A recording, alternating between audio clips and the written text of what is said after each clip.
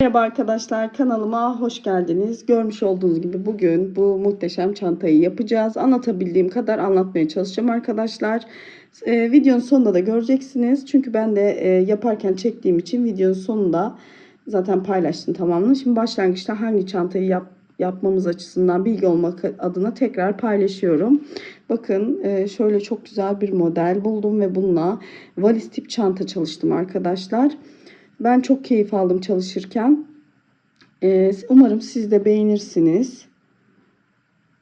Bakın arkadaşlar, videomu şimdiden beğenip güzel yorumunuzu eksik etmezseniz çok mutlu olurum. Hadi yapımına geçebiliriz şimdi. Evet arkadaşlar, şimdi örneğimizin anlatımına geçelim. Şimdi ben burada Milano Raffio'nun bu renk ipiyle çalıştım ama koyu olduğu için belki anlaşılmaz diye açık renk ipiyle göstereceğim. İpimi kenara alıyorum. Şimdi arkadaşlar, Milano Raffio'yu kullananlar bilir. Bu ip oldukça ince bir iptir. Burada hani mantık desenin anlaşılması, siz istediğiniz iple uyarlayabilirsiniz. Kağıt iple de olabilir. Raffia, normal raffia ile de olabilir. Makrame de bile olabilir, yani çok kalın olmamak şartıyla.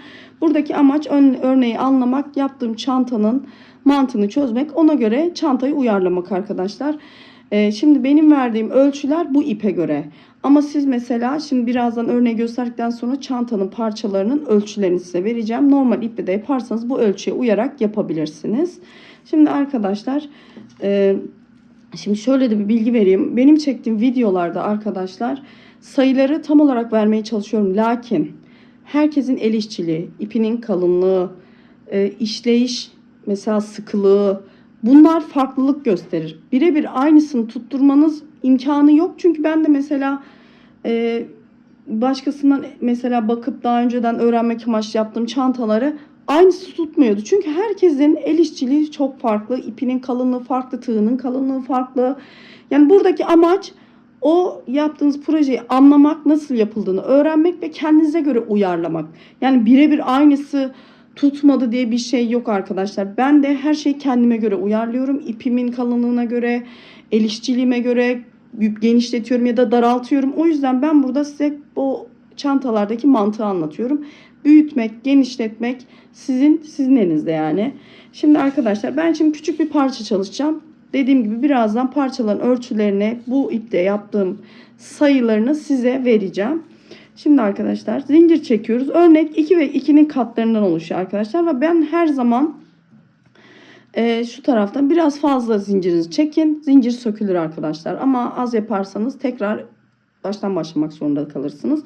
Şimdi ben burada 3.25 milim tığ kullanıyorum. Bu Milano Raffio'da bu örnek için.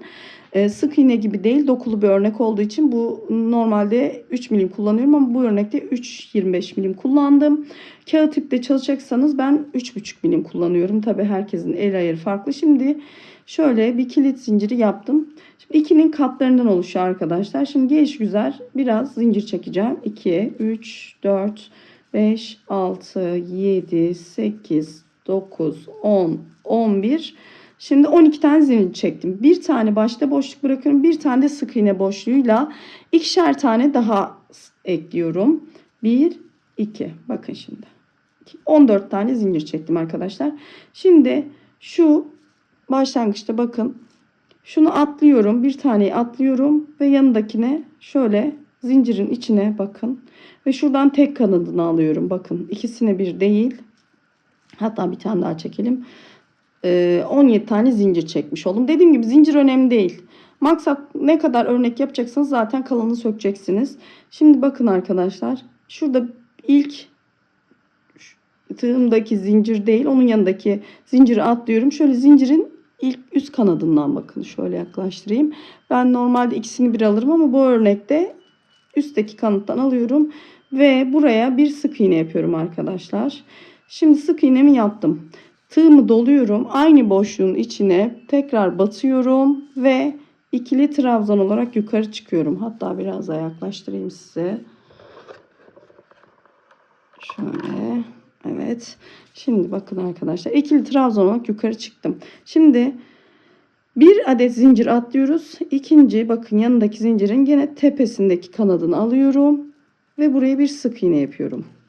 Tekrar tığımı doluyorum. Aynı boşluğa ikili trabzan. Örnek çok basit ve ilerliyor ve çok güzel bir görüntüsü var arkadaşlar. Mutlaka denemenizi tavsiye ederim. Şimdi bir adet zincir atlıyorum yanındakine. Evet. Şimdi tekrar aynı boşluğa ikili trabzan. Bir adet zincir atlıyorum yanındakine. Şu şekilde sık iğne. Aynı boşluğa şöyle ikili trabzan. Tekrar bir adet zincir atlıyorum. Yanındakinin tepesinin kanadına batıyorum. Bakın. Bir adet sık iğne. Şimdi tekrar aynı boşluğun içine ikili trabzan yapıyorum. Tekrar bir adet zincir atlayıp diğerinin ilk kanadına batıyorum ve sık iğne yapıyorum. Tekrar ikili trabzan yapıyorum. Ve tekrar bir tane atlayıp yanındakini bakın zincire batıp sık iğne yapıyorum. Şimdi sıramızın sonu sık iğne ile bitti arkadaşlar. Şimdi sık iğne ile bittikten sonra bakın şuradan bir zincir çekiyorum. Ters dönüyorum. Örneğimiz önlü arkalı örülüyor arkadaşlar. Ters düzü aslında yok gibi.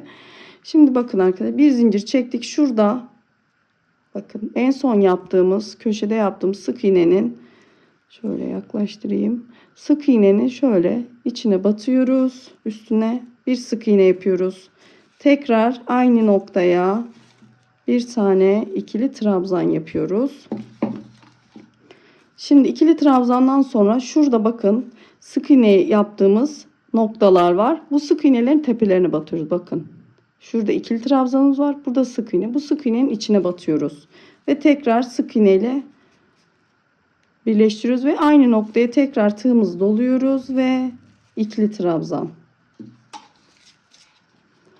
Şimdi bakın tekrar gösteriyorum. İkili trabzandan sonra şurada bakın burada ikili trabzanımız var. Şurada sık iğnemiz var. Bu sık iğnenin bakın göstereyim direkt battığım yere. Şurada sık iğnenin içine batıyoruz.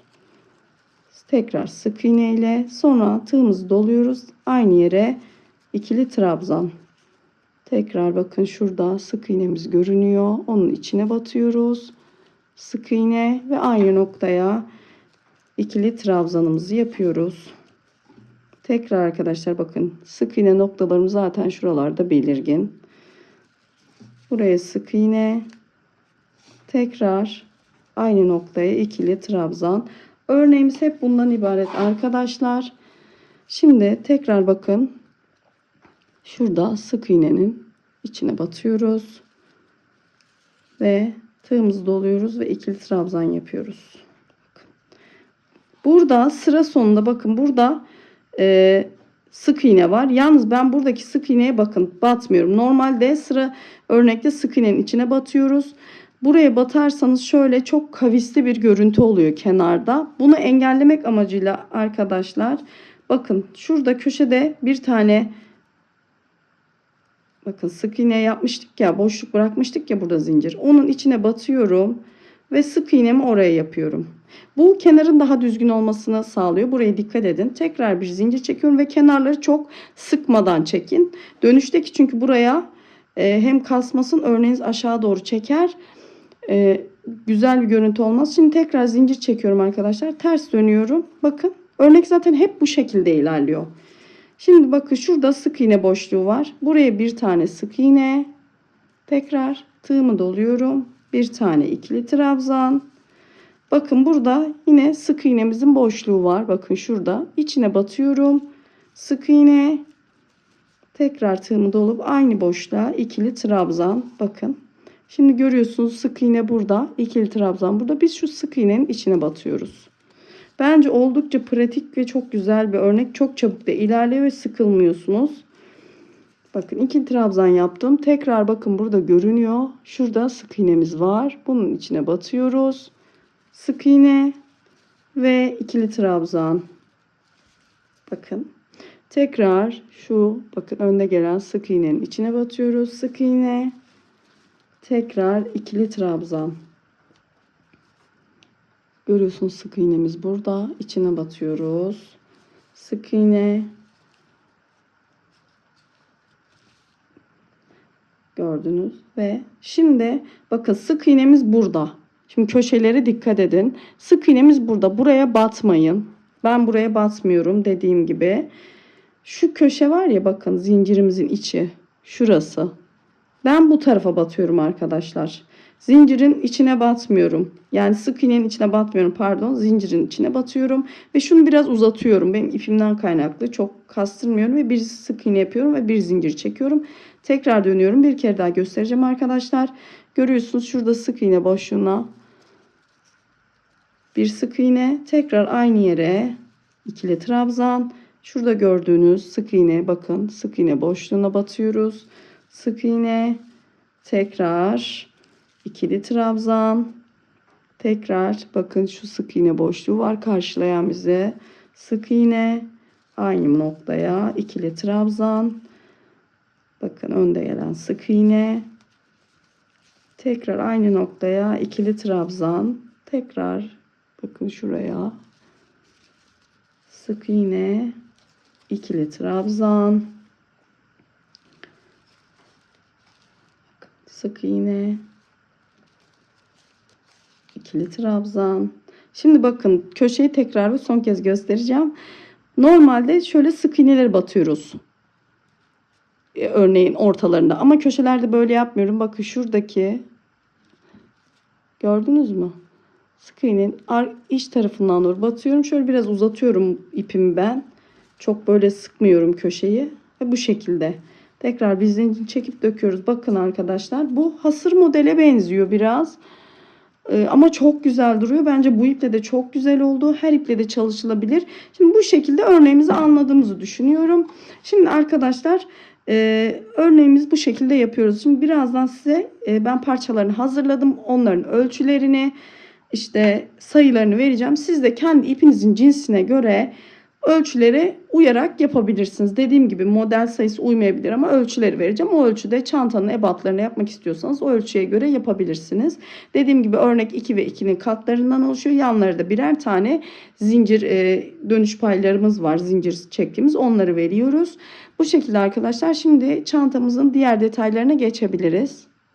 Evet arkadaşlar, şimdi ben parçalarımı ördüm. Şimdi parçaların boyutlarını, sayılarını size vereceğim. Dediğim gibi ben milanorafi ip ile yaptım. İp ince olduğu için sayılar sizin yaptığınız sayılara göre değişkenlik gösterebilir. Yani ipiniz kalın olduğu zaman bu sayılar birebir aynısı tutmaz. Zaten bütün örgülerde geçerlidir bu arkadaşlar. Mesela verdiğim tarifler benim ipimin kalınlığı, tığımın kalınlığı, el işçiliğimle doğru orantılı sayılar sizinkiyle değişkenlik gösterir. Bu çok normal. Burada mantığı anlamak önemli. Mantığı anladıktan sonra kendi ipinize göre, kendi el ayarınıza göre bu sayıları arttırıp arttırmamak, eksiltmek sizin elinizde. Yani ben burada tarif veriyorum ama sizin yaptığınız birebir aynı bu ölçüyü tutmayabilir. Onu kendi ölçünüze göre uyarlamanız önemli. Şimdi arkadaşlar bir tane şöyle büyük bir ana parçamız var. Şimdi az önce örneği göstermiştim. O örneği uyguluyor. Siz istediğiniz ipten yapabilirsiniz. Şimdi arkadaşlar ben dediğim gibi Milano Rafi'nin ipiyle çalıştığım için ip ince. Bakın ip ince olduğu için sayıları da duruşu size göre ince ya da kalın olabilir. Bakın şimdi arkadaşlar toplamda ben burada 80 sık iğne ile zincirle başladım arkadaşlar. Dibini 80 zincirle başlıyorum. Ve toplamda bu, bakın şurada örneklerimiz oluşuyor. Yaparken göstermiştim, bakın bu lokma diyeyim ben bunları. Şöyle modeller 2 ve 2'nin katlarından oluştuğu için burada 39 tane şu örneğimden oluşmuş oluyor. Yukarıda bakın yukarıya doğru da şu kenardaki çıkıntıları görüyorsunuz, boğumlar, sıra üstü çıkma göstergesi bunlar. Bunlardan da 47 adet var bir sırasında arkadaşlar. Ama dediğim gibi ben size şimdi ölçüyü vereceğim. Ölçüye göre de kendiniz ipinize göre uyarlarsınız. Bakın 37 santim, şöyle göstereyim. Çantanın parçası büyük olduğu için ekran tam sığmayabiliyor. 37 santim genişliği var. Şimdi yüksekliğini ölçelim. 55 santimde yüksekliği var arkadaşlar. Şimdi burada en son sıra bitiminden sonra ben bir sıra sık iğne yaptım. Şimdi dediğim gibi ben de çantayı ilk kez yapıyorum. Genelde yaparken de çekmeye çalışıyorum. O yüzden yaptığım değişiklikleri zaten sizinle paylaşacağım. Şimdi şöyle de 2 tane yan körük kısmımız var. Bunlar da arkadaşlar bakın 1, 2, 3, 4, 5, 6, 7, 8, 9, 10, 11, 12. 12 tane örneğim olduğuna göre 2 ve 2'nin katlarından ve yanlarda birer tane de ilmek boşluğumuz var biliyorsunuz. Sık iğne boşluğumuz 24 tane örneklere gidiyor. Birer tane de yandaki sık iğnelerden 26 zincirle başlayabilirsiniz. Dediğim gibi ölçüsünü vereceğim. Ölçüyü de göre kendi ipinizin kalınlığına göre ölçüsünü ayarlayın. Dediğim gibi örnek 2 ve 2'nin katlarından oluşuyor. Ona göre pay verebilirsiniz. Bakın 12 santim eni var. 24 santim yüksekliği var. Yaptım. Şimdi ben bunları yaptım ama birleştirirken fazla gelse de sökebiliriz arkadaşlar. Ben fazla ördüm. Hani göz kararı bir ölçü yaptım. Duruma göre bunu arttırıp ya da kısa kaldıysa da örüp de arttırabilirsiniz kenarlarınızı. Şimdi mantığımız şu şekilde arkadaşlar. Bu valiz tipi çanta olacak arkadaşlar. Onun için şimdi düz tarafından iki örneğimizin de düz tarafı olmasına dikkat edin. Şöyle bakın arkadaşlar. Şimdi ben şöyle kancalarımla şöyle göz kararı bir işaretleme yapıyorum. Bakın bu şekilde şöyle bir tane şöyle başından tutturdum. Bakın bir tane de şuradaki başından tutturacağım.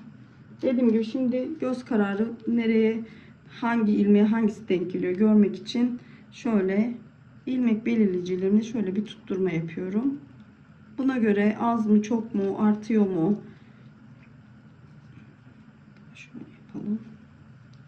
Şimdi arkadaşlar şöyle son kısmından da bir tane yapalım. Burada köşe dönüşleri her zaman körüklü çantalarda çok önemlidir. Bunlara dikkat edin arkadaşlar. Yani o köşe dönüşleri bunu da el yordamıyla zaten yapacaksınız. Hani pot durmaması önemli ve düzgün bir duruş için. Şuraları oturtmak önemli. Şöyle göstereyim. Şimdi bu dip kısmı şöyle dip kısmından da bir tane şöyle tutturayım. Bakın arkadaşlar şu şekilde. Şimdi benim ipim dediğim gibi yumuşak bir ip. Sert bir iple yaparsanız mesela kağıt iplerle kalıp gibi duracaktır. Örnek çok güzel bir örnek. Ben çok beğendim. Şimdi arkadaşlar bakın. Diğer tarafını da aynı şekilde tutturacağız. Önce burayı birleştireceğiz. Sonra diğer kısmını arkadaşlar birleştireceğiz. Ondan sonra şu ağız kısmına fermuar çalışacağım. Yalnız bunu fermuar çalışırken şuradan birleştirip örmeyi düşünüyorum. Bunu da ilk kez yapacağım. Başarabilirsem zaten siz de göreceksiniz burada videoda. Şimdi arkadaşlar birleştirme kısmına geçebiliriz. Evet arkadaşlar bakın ben şimdi mandal tutturdum. Ayraçlarımı çıkardım. Böyle daha kolayıma geliyor. İsterseniz siz de mandal tutturarak yapabilirsiniz. Şimdi arkadaşlar şöyle ipimi alıyorum. Dediğim gibi modellerin, örneklerin iki tarafına düz şekilde olması gerekiyor. Yani tersler iç içe bakacak, düzler dışarıda kalacak. Şimdi şu şekilde ipimi gizliyorum. Bakın arkadaşlar. Ben şöyle sık iğne yöntemiyle yapacağım.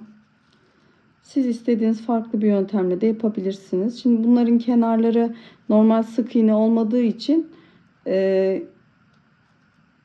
değişik birleştirme yöntemleri de var. Onları da kullanabilirsiniz ama işte kenarları düzgün sık iğne olmadığı için ben sık iğne yapmayı tercih ediyorum. Şimdi burada battığınız yerler arkadaşlar size kalmış tamamen. Yani düzgünce bir şekilde hani aralıklarını bulup o şekilde sık iğnelerinizi o şekilde yapın. Çünkü böyle ne pot dursun ne çok böyle yan yana ard arda yapınca da volanlı durmasını istemeyiz. O yüzden boşluklarına olabildiğince dikkatlice yapmak gerekiyor.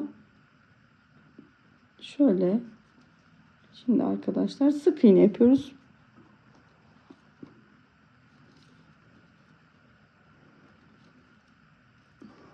Evet. Şimdi bu sık iğneleri sonra körüklü çantaları biliyorsunuzdur zaten körük kısmını Bu şekilde genelde birleştiriyoruz ya da ilmek kaydırma yöntemiyle. Böyle düzgün olabilecek şekilde aralıklar bırakarak sık iğne ile bunu döneceğiz arkadaşlar. Bakın şu şekilde elimizde de düzeltelim.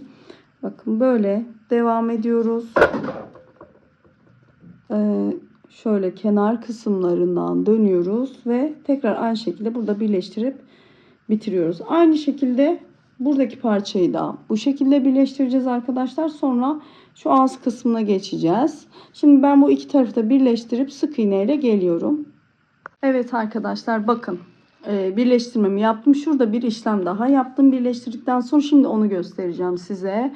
Bakın arkadaşlar, şimdi normal sık iğne buradan gittim. Şimdi ben normalde şu sık iğnenin ters görüntüsünü sevmiyorum. Bakın önden bu şekilde görünüyor. Tersinden bu şekilde görünüyor. Ben bu görüntüyü istemediğim için bakın şimdi ipimi şöyle arka tarafa alıyorum bak arkadaşlar. İp yürütme tekniği kullanacağım. İpimi şöyle arka tarafa alıyorum. Şimdi arka tarafa aldıktan sonra bildiğimiz şu, bakın şu görünen boşluklardan, bakın şöyle yaklaştırayım, boşluklar görünüyor zaten. Bunlardan şöyle ilmek kaydırma yapıyorum ki bu tarafında görüntüsü güzel olsun. Bu sık iğnenin arkasının görüntüsünü ben sevmiyorum. Bu şekilde hem daha düzgün bir görüntüye sahip oluyor. Bakın ve esneme payı da ortadan kalkıyor arkadaşlar. Bakın. Böyle ön tarafı da böyle görüyorsunuz. Şimdi bunu da gösterdikten sonra bütün bakın böyle şuradan başlıyorsunuz. Aynı şekilde buraya kadar gelip burada sabitleyip bitiriyoruz arkadaşlar. Şimdi ben bütün köşeleri döndükten sonra şu ağız kısmına geçeceğim. Bakın. Siz isterseniz bunu içine de çevirebilirsiniz. Çünkü örnek arkalı önlü çalışıldığı için bir tersi düzü yok aslında. Hani hem gidiş ve dönüşte örneği çalıştığımız için iki türlü de kullanılabilir. Bakın şu şekilde. Şimdi ağız kısmında yapacağız. Önce dediğim gibi bu işlemi bitirip şurada sonlandıracağım ve iplerimi yürüterek gizleyeceğim arkadaşlar. Bu arada siz yaptığınız örgüyü ütüleyin. Ben de bunu ütüledim ama bu Milano rafya olduğu için bunun üzerine bez koydum, ütüledim arkadaşlar. Ama kağıt iple çalışırsanız gerek yok. Makromeleri çalıştıktan sonra ütülerseniz de bez koyun. Şimdi ben bunu bitirip ağız kısmına geçeceğiz arkadaşlar. Evet arkadaşlar, şimdi bakın burada birleşim yaptıktan sonra ipimi kesmedim. Tekrar köşe kısmından ip yürüterek yan taraftaki bakın parçamın ağız kısmına geldim. Burada da aynı şekilde bakın şöyle ip yürüteceğim. Burada hani görüntü bütünlüğü olsun diye tamamen dediğim gibi ben de bunları yaparken karar veriyorum. Şimdi bütün bakın şöyle şuradan iplik yürütme yöntemi ve şu kenarı da yapıyorum. Bu kenarı yaptıktan sonra burayı da aynı şekilde ben burayı sonda sık iğne yapmıştım dediğim gibi. Buranın da iplik yürütmeyle tamamlıyoruz ve şu ağız fermuar dikmeyi düşünüyorum ben buraya. Fermuar için bir parçamız var. O parçayı öreceğiz arkadaşlar. Bu iplik yürütme işlemini bitirelim. O parçamıza geçeceğiz. Evet arkadaşlar bakın. Şimdi üst fermuarımızı dikeceğimiz körük kısmına geliyoruz. Ben şimdi yarısını yaptım. Diğer yarısını beraber yapacağız. Nasıl yapıldığını öğreneceksiniz. Şimdi buradaki mantık bir tane de buraya yapıyoruz. Arada böyle biraz boşluk bırakacağız ve bu boşluğa fermuar dikeceğiz. Bunu şu şekilde yapıyoruz arkadaşlar. Zaten biliyorsunuz burada ilmek kaydırma yapmıştık. Şurada zaten ilmeklerimiz belirli. Şimdi burada ipimizi ters kısımdan alıp ilk önce bir sık iğne sırası yapacağız arkadaşlar. Bakın. Bir sık iğne. Şimdi tekrar aynı noktadan batıp yanından çıkıyoruz. Bir sık iğne daha. Şöyle. Bakın. Görüyor musunuz? Normalde çanta tabanları yaparken de bu tekniği kullananlar var. Şu şekilde batıp arkadan doğru çıkarıyoruz. Bunu yapmamızın amacı yani sonradan örüp dikebilirsiniz çantanızı ama ben hem iki işten kurtulmak sebebiyle hani bir daha yapıp dikmeyelim ve daha düzgün görüntü olması sebebiyle bu şekilde yapıyorum bakın. Şimdi bütün sırayı bu şekilde sık iğne yapacağız. Ve bunu arkadaşlar bunu yaptıktan sonra şöyle göstereyim. İlk sıramız bu şekilde gidecek. Sonra bu örneği kurmaya başlayacağız. Zaten örnek kurumunu göstermiştim size. Aynı şekilde bu sık iğnenin üzerine örneklerimizi kuracağız. Bakın şimdi örneğimizi kuracağız arkadaşlar. Burada da toplamda bakın 1, 2, 3, 4, 5, 6, 7, 8 sıra bu şekilde gidip gelmeli. 8 sıra örnek yapıyorum. Ağzına da en son sırada ilmek kaydırma yapıyorum. Ki ağzı gevşek durmasın ve sıkı dursun, esnemesin. Şimdi arkadaşlar bakın. Şöyle şimdi kaldığımız yerden her ilmeğe birer tane bakın arkadaşlar. Zaten yerleri belirli. Bakın görüyorsunuz. Her ilmeğe birer tane şöyle sık iğne yaparak karşıya kadar geçiyoruz. Sonra örneğimizi kuracağız. Evet arkadaşlar. Şimdi bakın şöyle sık iğne sıramı yaptım. Şimdi aynı şekilde içe doğru çeviriyorum. Burada örneği kurar gibi şu son şöyle bakın. Şuraya bir önde gelen bir sık iğne, tekrar ikili trabzan. Bakın bir tane atlıyorum, ikinciye batıyorum. Aynı şekilde örnek kuruyoruz arkadaşlar. Örnek modelimizi bir tane atlıyorum. Sık iğne yapıyorum ve hemen aynı boşluğa ikili trabzan. Bir tane atlıyorum. Sık iğne, aynı boşluğa ikili trabzan arkadaşlar. Bu şekilde 7 sıra buraya örmüştük arkadaşlar. Pardon 8 sıra. Şöyle gidip gelmeli. Burayı da aynı şekilde 8 sıra öreceğiz. Ve burada sadece fermuar boşluğu kadar bir boşluğumuz kalıyor. Ben onu kendime göre hesapladım ve ayar verdim. Siz kendi ipinize göre buradaki körüğün genişliğine göre fermuarınız gelecek şekilde bir boşluk verip oraya kadar örün arkadaşlar. Şimdi dediğim gibi burayı ben 8 sıra ördüm. Burayı da aynı şekilde örneğimi 8 sıra örüp geleceğim arkadaşlar. Evet arkadaşlar bakın burada 8 sıra örneğimi yaptım. Burada da aynı şekilde yapmıştık. Şimdi arkadaşlar burada bu ayarı nasıl ayarlıyoruz? Sizin ipinizde 8 sıra olmayabilir. Dediğim gibi bakın şöyle iki tarafını kapattığınız zaman ortada bir fermuarınızın geçeceği kadar boşluk kalması lazım. Yani burada 8 sıra yaptım ama sizin ipinizde mesela o sıra olmayabilir. Önemli olan şuradaki boşluğu vermek. Çünkü bunları da buraya dikeceğiz çünkü. Fermuarımız arada kalacak. Hani sıkışmaması adına fermuarın geçeceği boşluk kadar bir boşluk bırakıp ayarlamanız gerekiyor. Şimdi 8 sırayı yaptıktan sonra arkadaşlar bakın burada iplik yürütme yaptım. Yani iplik kaydırma. Şimdi bu sırada da aynısını yapıp bu kısmını bitireceğim arkadaşlar. Şimdi onu da şurada kaldığım yerden bakın. Kaldığım yerden şöyle ipimi alt tarafa doğru alıyorum. Şöyle düzgün olacak şekilde şöyle ilmek kaydırmalarımı dikkatlice yapıyorum arkadaşlar. Burada örneğin kenarında sık iğne olmadığı için bunları alırken dikkatli yapmaya çalışın. Hani bir aşağıdan bir yukarıdan değil. Muntazam olmasına dikkat edin yani arkadaşlar. Şimdi bu sırada böyle yapınca bitiriyoruz arkadaşlar. Şimdi ben size sonraki işlemleri anlatacağım. Ama önce dediğim gibi buraya böyle bitireceğiz. Yani komple buraya kadar iplik yürüteceğiz. Sonra kesip saklayacağız arkadaşlar. Yürüterek ipimizi kesecek. Bu şekilde görünecek. Yani ip yürüttükten sonra. Şimdi arkadaşlar sonra fermuarımız var. Şuraya şöyle fermuar dikeceğiz. Onu da gösterebilsem zaten göstereceğim. Normal fermuarımızı buraya diktikten sonra şu kenarları birleştireceğiz. Ve ben bakın şu şekilde çanta çok güzel duruyor. İsterseniz içine alt tabanına keçe koyabilirsiniz. Ben de koymayı düşünüyorum. İçine koymadım ama isterseniz içine de koyabilirsiniz. Alt tarafına ama içten keçe koymayı düşünüyorum. Zaten son bitmiş halini paylaşacağım. Dediğim gibi fermuar kısmını gösterebilsem göstereceğim. Şimdi şöyle pelikan saplarım var arkadaşlar bakın. Ya böyle bir pelikan sap ya da farklı bir ama kısa sap olacak arkadaşlar. Yani el çantası bu valiz tipli çanta olduğu için. Bu şekilde bir çanta yapmayı düşünüyorum. İçine bu Milano Nafya'nın ipi yıkanabilir olduğu için içine astar da koymadan da kullanabilirsiniz. Astar da yapabilirsiniz. Şimdi dediğim gibi burayı iplik yürütmemi tamamlayıp bitireceğim. Sonra fermuar kısmında görüşürüz arkadaşlar. Evet arkadaşlar, çantamızın bakın fermuarını diktim. Bunu da şu şekilde dikiyoruz. Bakın şöyle. Şu ağız kısımları açıktı. Ben burayı çekmeyi unutmuşum ama çok önemli değil. Çünkü burayı da aynı bu şekilde fermuar diktikten sonra iğne yardımıyla iğne yardımıyla şu şekilde diktim arkadaşlar.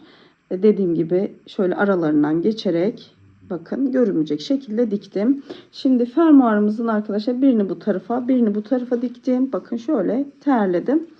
Şimdi 2 tane fermuar kullandım ben. Hem böyle çift taraflı olsun diye bakın şu şekilde. 2 fermuar da takabilirsiniz ya da tek fermuar da takabilirsiniz. Size kalmış tabi.